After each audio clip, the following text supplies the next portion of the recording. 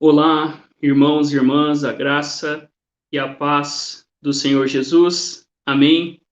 É bom estarmos aqui juntos neste momento para colocarmos a nossa vida, o nosso coração diante do Senhor, que seja um tempo precioso, onde a gente possa colocar a nossa vida e o nosso coração diante do nosso Deus. Que bom que estamos aqui reunidos para buscar a face do Senhor, para colocarmos as nossas vidas diante do Senhor, que a gente possa aquietar o nosso coração, voltar agora a nossa mente, os nossos pensamentos para o Senhor, e que assim Deus possa falar ao nosso coração, nos instruir por meio da sua palavra, que a gente possa lançar aos pés de Cristo tudo aquilo que está no nosso coração. Eu convido você neste momento a fechar os seus olhos, abrir o seu coração e vamos falar com o Senhor através dessa oração. Senhor, nós te damos graças pelo teu amor, louvamos o teu nome, porque em ti nós temos a esperança, nós temos a certeza do teu amor. Te louvamos, Deus, porque fomos chamados pelo Senhor da morte para a vida. Te louvamos porque na cruz do Calvário o Senhor demonstra o quanto o Senhor nos ama.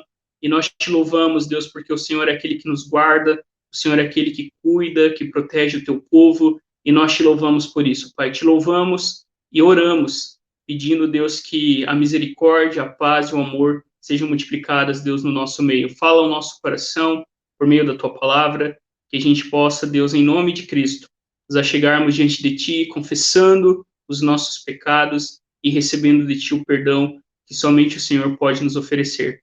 Que cada um possa, Deus, se apresentar diante de ti com sinceridade, com interesse de coração, e que a gente possa, Deus, encontrar diante do teu trono de graça tudo aquilo que a gente precisa. Te louvamos, porque tu és um Deus bom e fiel, em nome de Jesus. Amém e amém.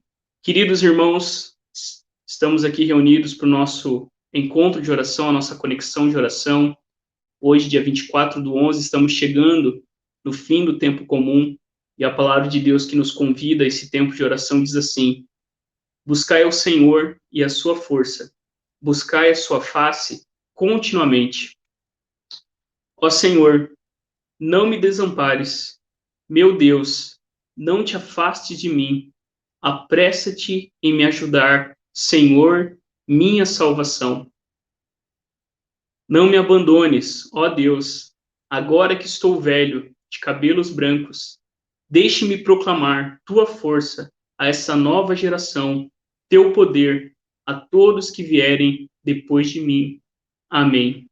Vamos, neste momento, louvar o nome do Senhor através dessa canção, colocando, irmãos e irmãs, a nossa vida e o nosso coração diante do nosso Deus. Louvemos o nome de Jesus, aquele que morreu na cruz para nos dar vida e vida abundante.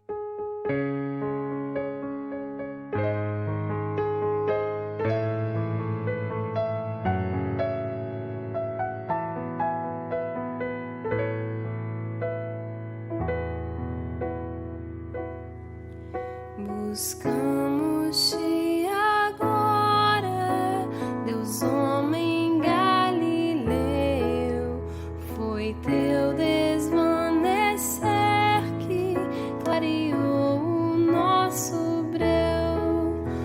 Os cravos em tua fronte são a única coroa, ó Jesus, ó Jesus. Das cicatrizes, tua dor nos abençoa.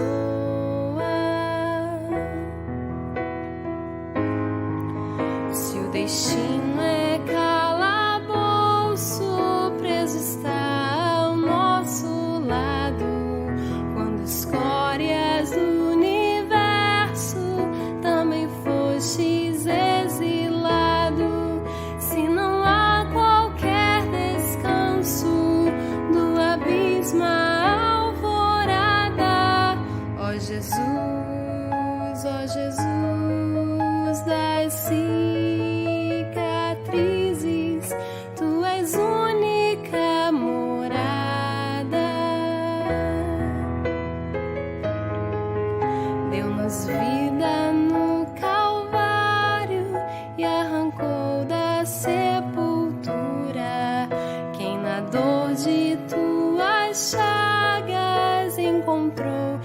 morte a cura, que na fenda de teu lado todo medo se desfaça. Ó Jesus, das cicatrizes, dá-nos mais de tua graça. Falsos deuses sempre fortes não conhecem o abandono. Quem só conheceu o Deus que tropeçou até seu trono, foste morto e humilhado pelas mãos de homicidas. Ó Jesus, das cicatrizes, és o Deus que tem feridas.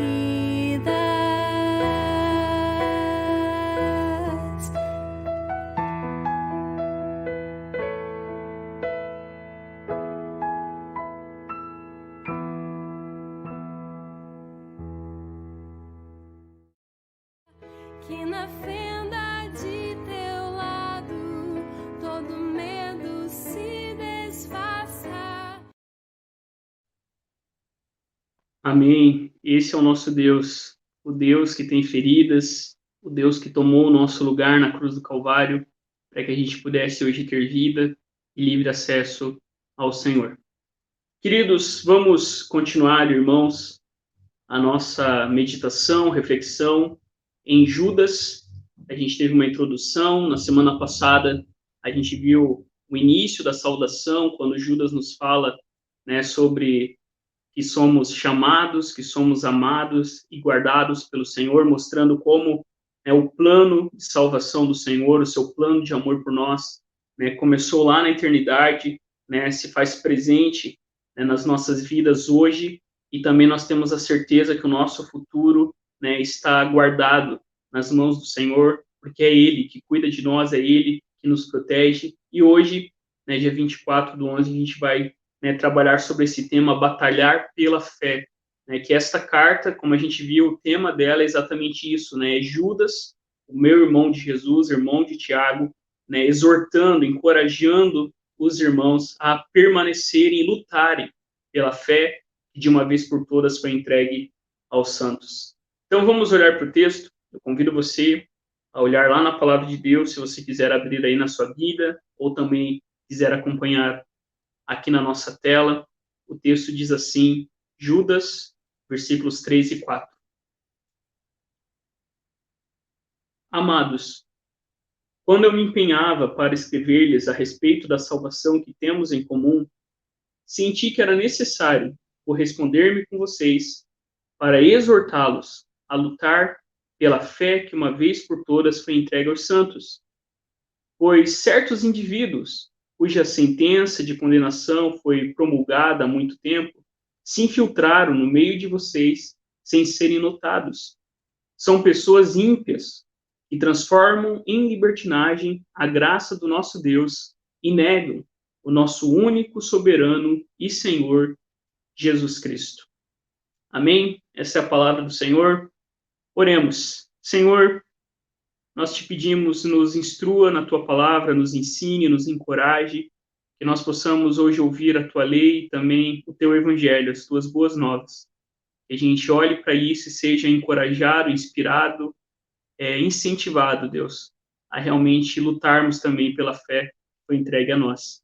Que a nossa vida, que as nossas palavras, que as nossas ações, que os nossos pensamentos reflitam a fé que nós temos em Cristo Jesus. Fala ao nosso coração. Nós te pedimos, Deus, humildemente, por favor. Amém e amém. Queridos e queridas, quando nós olhamos para esse texto, esses 2 versículos aí de Judas, a gente pode perceber pelo menos 3 coisas aí presentes.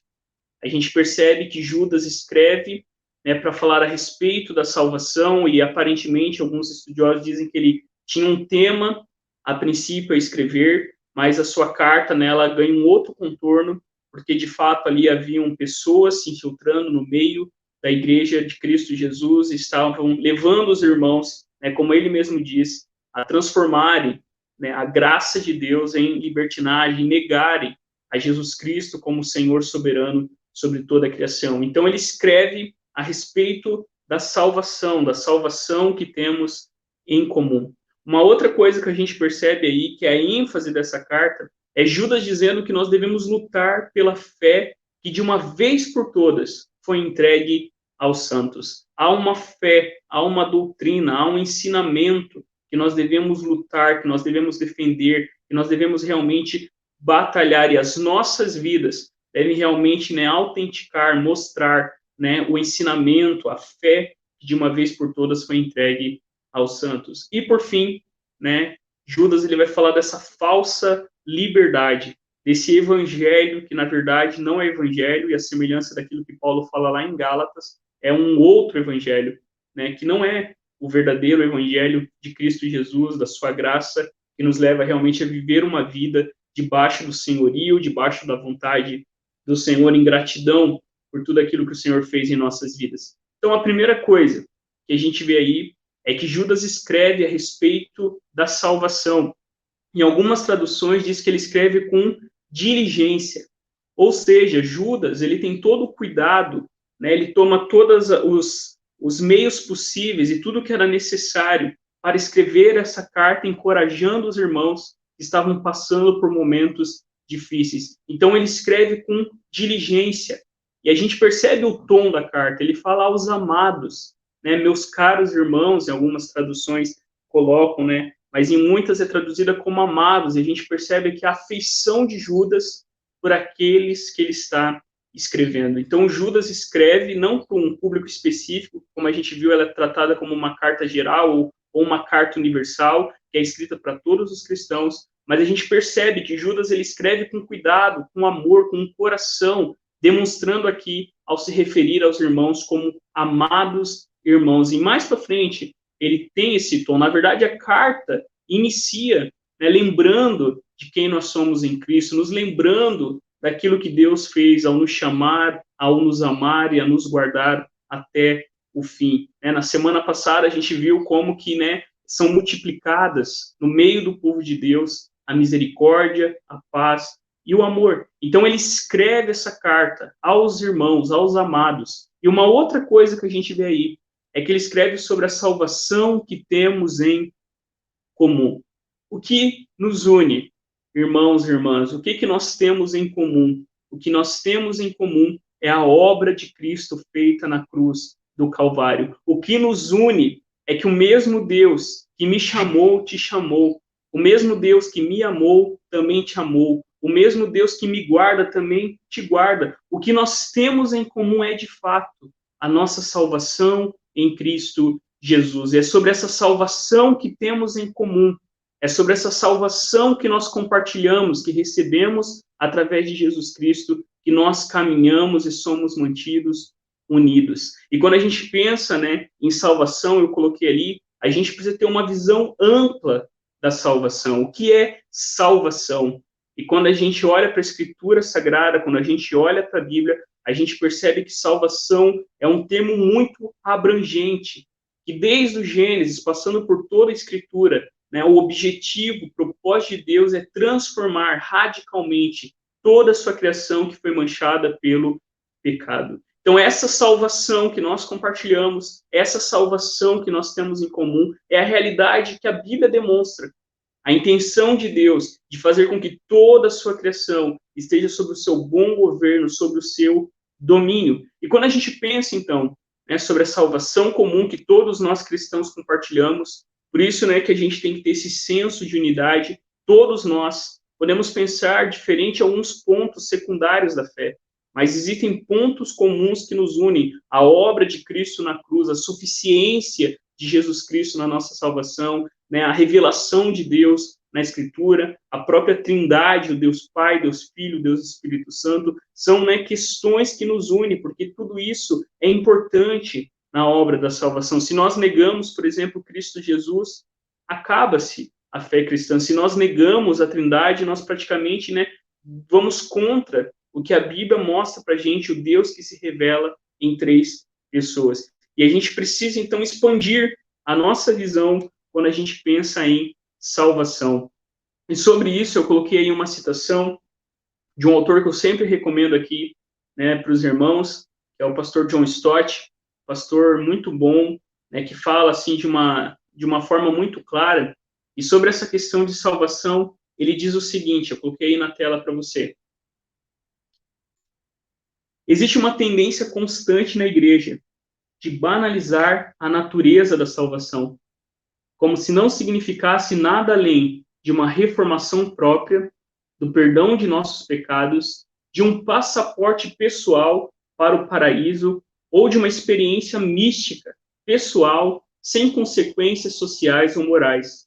Urge resgatarmos a salvação dessas caricaturas e recuperarmos a doutrina de sua plenitude bíblica. Salvação é, pois, uma transformação radical em 3 fases, a qual começa com a nossa conversão, continua ao longo da nossa vida na terra e será levada à perfeição quando Cristo voltar. Então, quando a gente pensa, queridos irmãos e irmãs, em salvação, salvação deve ser tratada como a Escritura trata. A gente precisa ter uma visão ampla do que é salvação. E ali no comecinho, o pastor John Stott, né, está lembrando a gente que a gente não pode reduzir a salvação, porque quando ele fala ali, né, a plenitude bíblica, o que a Bíblia fala sobre salvação? E a salvação envolve mais do que apenas a alma, a salvação envolve mais do que apenas a reforma, né, moral de vida, né, envolve mais do que morrer e ir para o céu, e envolve uma transformação radical, que começa a conversão, que se mantém ao longo da vida e que chegará na plenitude dos novos céus e na nova terra. Mas o que eu quero destacar para você, ali no finalzinho da citação, quando o pastor John Stott diz que a gente precisa de 3 coisas, 3 áreas, que a salvação não pode ser aí, né, tirada dos nossos olhos. E a primeira coisa que ele coloca é que não devemos separar a salvação do reino de Deus. Então, quando a gente pensa em salvação e quando a gente pensa aqui na salvação que Judas e toda a Escritura está falando, é a ideia do reino de Deus. E o que é o reino de Deus? Em Marcos, a gente tem ouvido, a gente tem visto que o reino de Deus é o seu domínio, é a sua autoridade como rei e senhor sobre todas as coisas. Então, quando a gente pensa em salvação, a salvação é o reino de Deus, é o seu domínio sobre as nossas vidas e não há uma área sobre a qual Cristo, né, que é Senhor, não diga que é seu. Uma segunda coisa que ele coloca, em segundo lugar, nós devemos separar Jesus, o Salvador, de Jesus, o Senhor. Então, o pastor John Stott nos lembra que Jesus Cristo não é só o nosso Salvador, enquanto, né, a vida que nós temos após a morte, mas que ele é Senhor das nossas vidas aqui e agora. E a gente precisa lembrar que a fé cristã, né, ela foi combatida durante o Império Romano, não porque ela diz sobre uma vida após a morte, mas sobre uma vida, né, aqui neste mundo, tendo Jesus Cristo como verdadeiro Senhor. Não era César, não era Roma, mas Jesus Cristo era o Senhor. E o senhorio de Jesus Cristo, a reivindicação, desde o comecinho, que a igreja dizia, Jesus Cristo é o Senhor, todo joelho vai se dobrar, não há outro Senhor além de Jesus Cristo. Foi isso que fez com que a igreja realmente passasse por perseguições, por martírio e assim por diante. Então, a gente não pode separar a ideia de Jesus como Salvador e a ideia de Jesus como Senhor. E, por fim, ele fala em terceiro lugar que não devemos separar fé de amor. Uma coisa está conectada à outra. A gente viu isso, por exemplo, em Filemão, se você se lembrar, né? Fé em Jesus Cristo e amor para com todos os irmãos. Fé e amor são 2 graças, 2 virtudes do Espírito que não podem estar dissociadas, separadas, desvinculadas, muito pelo contrário. Nós devemos ter fé em Jesus e naquilo que ele fez na cruz, através do Calvário, e essa mesma fé gera no nosso coração amor, amor para com Deus em gratidão e amor para com os nossos irmãos em serviços e obras de misericórdia. Então, quando a gente pensa em salvação, salvação é essa ideia abrangente, é o shalom de Deus sobre toda a criação. Uma segunda coisa que a gente vê aí no texto é lutar pela fé que foi entregue aos santos. Veja aí no texto, né, que Judas ele exorta, ele encoraja os irmãos a lutarem, a batalharem pela fé. E aqui nós vemos que nós não temos um chamado passivo, nós temos um chamado ativo, nós somos chamados a responder, né, diante da cultura, diante das situações, a realmente batalharmos, a lutarmos por essa fé. E que fé é essa? O texto diz, a fé que de uma vez por todas foi entregue aos santos. Qual fé que foi entregue aos santos? E quando a gente olha por todo o Evangelho, quando a gente olha em Atos, a gente percebe que o centro dessa fé, o fundamento dessa fé é Jesus Cristo. Não há outro fundamento, a palavra de Deus nos ensina. Jesus Cristo é, né, o fundamento, Jesus Cristo é o alicerce, Jesus Cristo é o centro da fé que foi entregue aos santos. Quando a gente olha lá em Atos, a gente percebe, a igreja perseverava na doutrina dos apóstolos. E o que era essa doutrina dos apóstolos? A doutrina dos apóstolos consistia na obra de Cristo, na sua morte e na sua ressurreição. A fé que de uma vez por todas foi entregue aos santos tem Jesus Cristo como centro da fé. Nada, nem ninguém, nenhum milagre, nenhuma coisa extraordinária. Lembra lá do que Paulo diz em Gálatas? Nem mesmo se um anjo viesse do céu e apresentasse outro evangelho, não.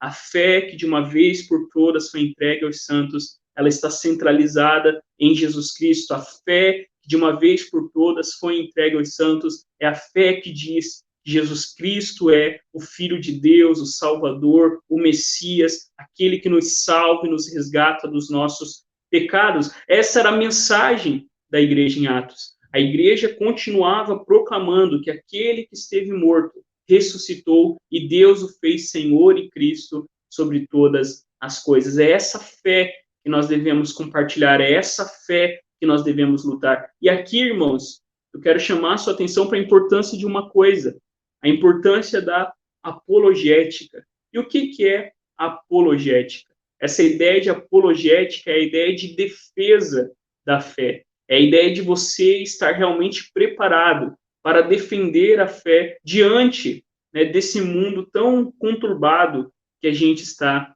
vivendo. Como que nós defendemos a fé? Nós defendemos a fé quando nós usamos a mente para a glória de Deus, né? Nós defendemos a fé quando nós realmente, né, nos aplicamos à palavra de Deus, estudamos a palavra de Deus e tentamos responder a cada situação de forma bíblica, de forma realmente séria, à luz da palavra de Deus. Então, diante dos desafios, assim como a igreja lá estava passando por desafios, eles deveriam, né, defender, eles deveriam lutar pela fé que de uma vez por todas foi entregue aos santos. Nós somos chamados a defender a fé. Nós somos chamados, né, quando a gente pensa lá em Pedro, quando Pedro diz, olha, vocês devem estar preparados a responder todo aquele, né, que perguntar sobre a esperança que há em vocês, com mansidão e temor, né, santificando a Cristo como Senhor no coração de vocês. Então, quando a gente entende isso, que Jesus Cristo é o Senhor sobre a totalidade da vida, que Jesus Cristo é aquele que governa, que domina todas as coisas em cada ambiente,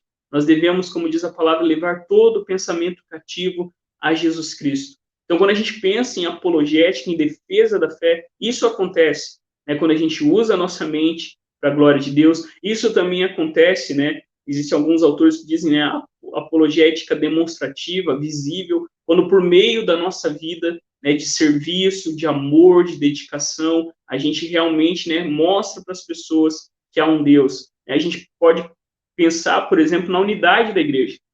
Quando Jesus ora, né, olha, vocês devem ser um para que o mundo creia que o Pai me enviou. Então, a ideia de unidade da igreja, do amor, do perdão, da contracultura que a igreja é chamada a viver, evidencia essa apologética. Mais do que entrar em debates na internet, que às vezes isso é mais problemático do que saudável, do que realmente, né, construtivo, é viver uma vida onde o senhorio de Cristo é demonstrado, né, nos nossos relacionamentos. E sobre isso, eu coloquei também uma citação do pastor John Stott, que ele diz assim: precisamos, assim, de uma apologética doutrinal no evangelismo. Ou seja, a primeira apologética que a gente precisa é aquela que defende a verdade do evangelho.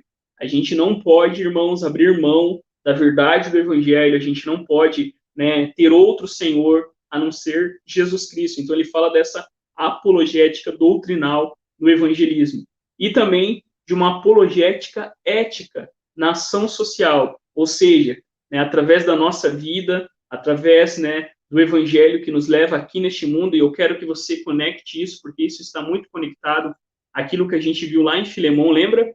Em Filemão a gente viu que o evangelho não é sobre morrer e ir para o céu. O evangelho é a mensagem do Rei Jesus que interfere, que altera, que modifica, que transforma as nossas relações enquanto seres humanos aqui. E é isso que o pastor John Stott está falando, né, sobre essa ética na ação social. E ele continua: apologistas de ambos os tipos são necessários na igreja e no mundo de hoje. Todos os cristãos são chamados, como seu mestre, a dar testemunho da verdade. Isso, João acrescentou, era a razão pela qual ele tinha nascido e pela qual tinha vindo ao mundo. A verdade suprema que testificamos é, sem dúvida, o próprio Jesus Cristo, pois ele é a verdade.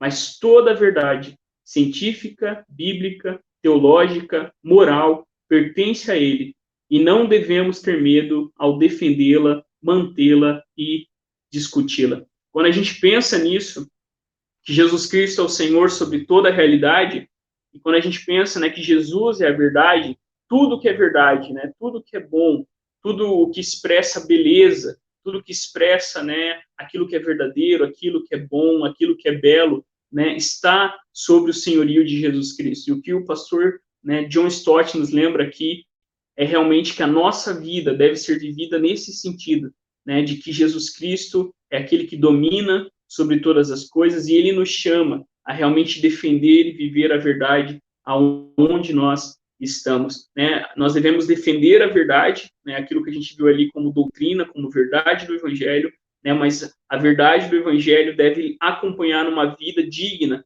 do evangelho que nós proclamamos. Então, batalhar pela fé envolve exatamente isso. E por fim, irmãos, a gente termina essa parte aí falando sobre essa falsa liberdade. Vejam aí, né, na carta de Judas, como Judas fala, né, a partir do versículo 4, ele diz assim: porque se infiltraram entre vocês alguns indivíduos a tempo marcados para essa sentença, homens sem piedade, que transformam a graça de nosso Deus em pretexto para a indecência e renegam o único Senhor soberano, Jesus Cristo. Quando a gente pensa aí nessa falsa liberdade, veja os termos que Judas usa para retratar esses falsos irmãos que ele não chama de amados.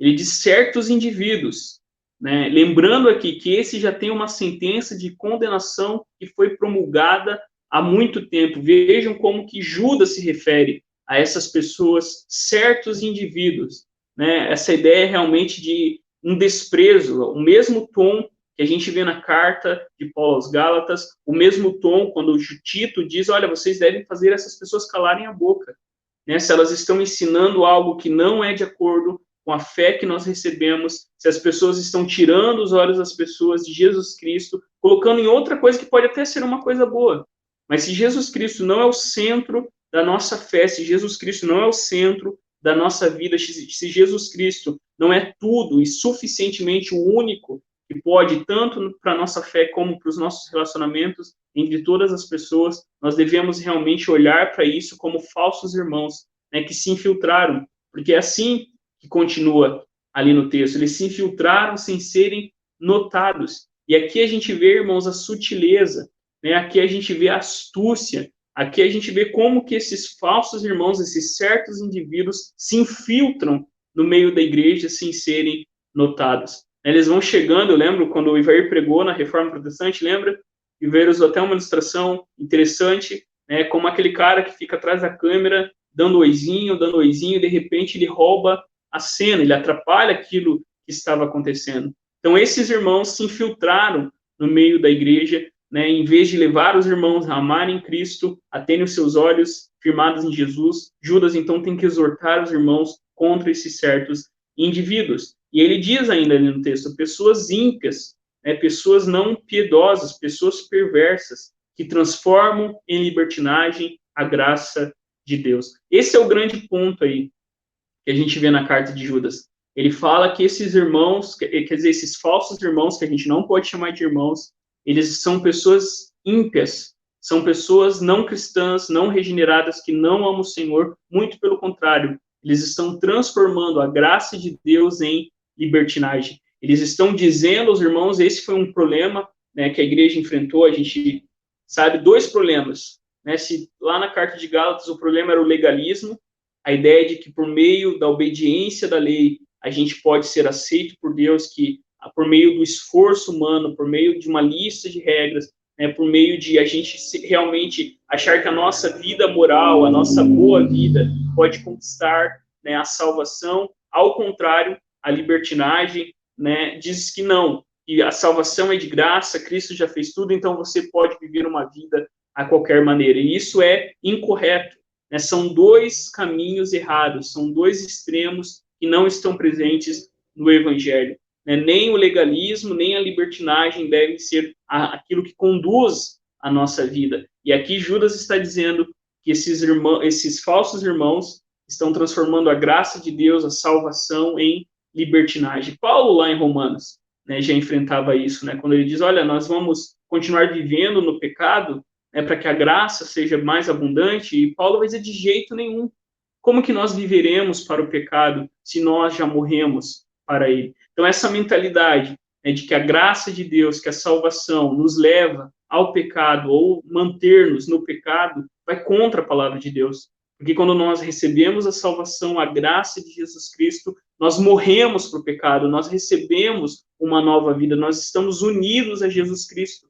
E agora o desejo do nosso coração não é mais a escravidão do pecado, mas é a nova vida de liberdade para a qual nós somos chamados, porque foi para a liberdade que Cristo nos libertou. E por fim, ali no finalzinho, eles também negam o único soberano Senhor. Eles negam a Jesus Cristo. E isso, irmãos, é uma realidade.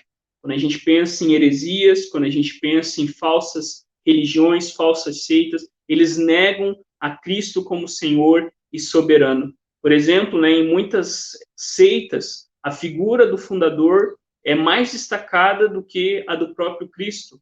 Eu conversei um tempo atrás com uma pessoa que ele estava em uma seita, né, os Mormons, e ele se incomodou com isso, né, porque lá falava mais sobre o fundador, né, da Igreja de Jesus Cristo, dos Santos dos Últimos Dias, os Mormons, do que sobre Jesus Cristo.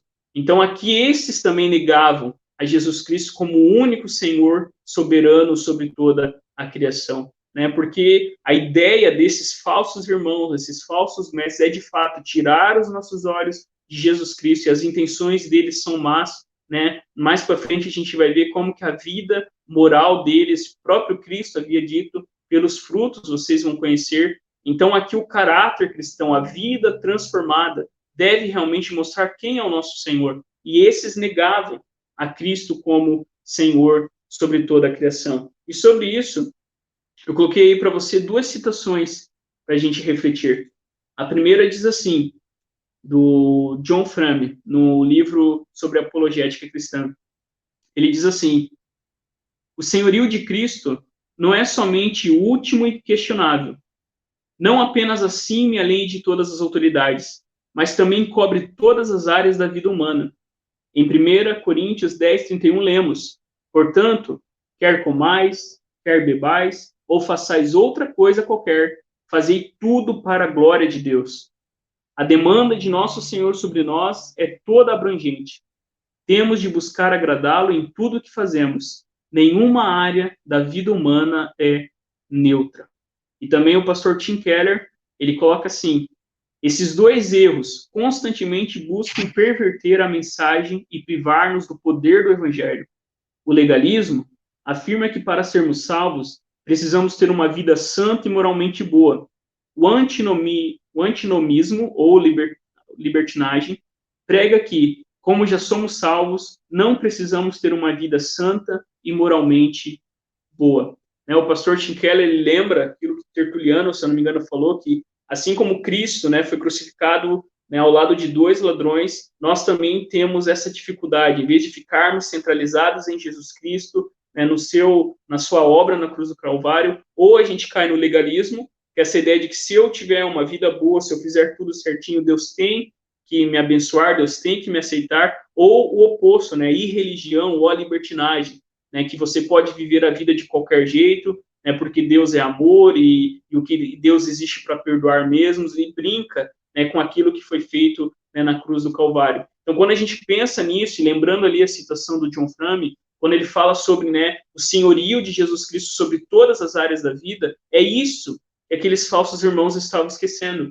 Se Jesus Cristo é o Senhor soberano sobre todas as coisas, a maneira como a gente se diverte, a maneira como a gente namora, a maneira como a gente casa, a maneira como a gente lida com o dinheiro, a maneira como a gente educa os nossos filhos, a maneira como a gente pensa, né, sobre vingança, sobre perdão, sobre amor, sobre amizade, devem ser, né, transformadas, devem realmente, né, mostrar que Jesus Cristo é o Senhor sobre toda a criação. Então, quando a gente olha esses 2 primeiros versículos, são essas 3 coisas que a gente vê.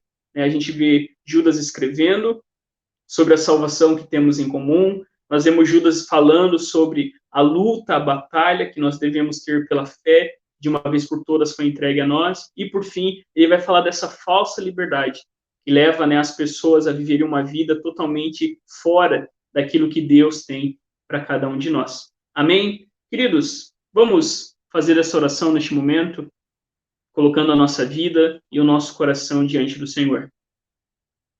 Vela, ó Senhor amado, pelos que trabalham, ou vigiam, ou choram essa noite.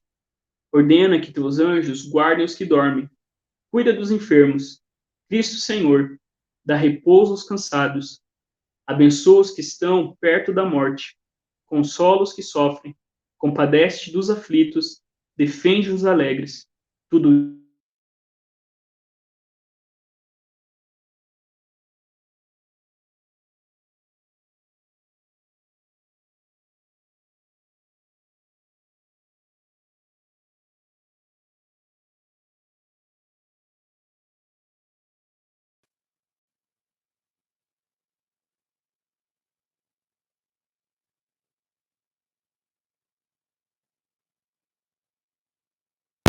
a gente consegue fazer voltar aqui. Amém. Queridos, neste momento vamos fazer essa última oração. Eu convido você a fazer essa oração junto comigo. Essa oração que diz assim: Jesus Cristo, primogênito dos mortos e príncipe dos reis da terra, teu reino nunca será destruído. Com a tua palavra da verdade, estabeleceste o teu reino em nossos corações. Governa-nos e guia-nos na tua verdade, até o dia em que te virmos nas nuvens, pois já agora tu vives e reinas com o Pai e com o Espírito Santo, um só Deus, agora e sempre. Amém e amém. Queridos irmãos e irmãs, eu convido você a fechar os seus olhos neste momento. Façamos juntos essa última oração que diz assim: Bondoso Senhor, nós te agradecemos por termos sido atraídos para o teu reino. Somos agradecidos onde quer que estejamos, no nosso trabalho, na nossa família, na nossa diversão ou no que possa acontecer, por saber que estamos sob o regime do teu reino, que o céu está sobre nós e que Deus reina. Senhor, ajuda-nos a ser simples, humildes e atenciosos, ouvindo os outros e ajudando-os a abraçar a fé no único doador da vida. Em nome de Jesus, nós oramos. Amém e amém. Amém. Queridos irmãos e irmãs, fiquemos na paz. Que o Senhor Jesus nos abençoe e nos guarde. Em nome de Cristo. Não se esqueça, né, domingo de manhã nós estamos reunidos para a nossa Escola Bíblica Dominical às 10 horas. E também no domingo à noite nós teremos o nosso culto de adoração ao Senhor. Fique na paz. Que Deus te abençoe. Em nome de Jesus. Amém e amém. Você não sabe o que vai acontecer amanhã. Até ontem, tudo estava certo. Agora não está mais. Sua liberdade, vida social, planos, tudo mudou. Cada dia uma nova notícia. E você já não sabe em qual delas acreditar. É tanta informação, tantos sentimentos ao mesmo tempo. O medo te invade como um vírus. Mas não entre em desespero. Mesmo que o mundo não seja mais o mesmo, mesmo que você não puder fazer nada por isso. Calma. Existe uma paz maior que o medo. Uma paz acessível, presente, que te ajuda a superar isso. Descubra essa paz em Jesus.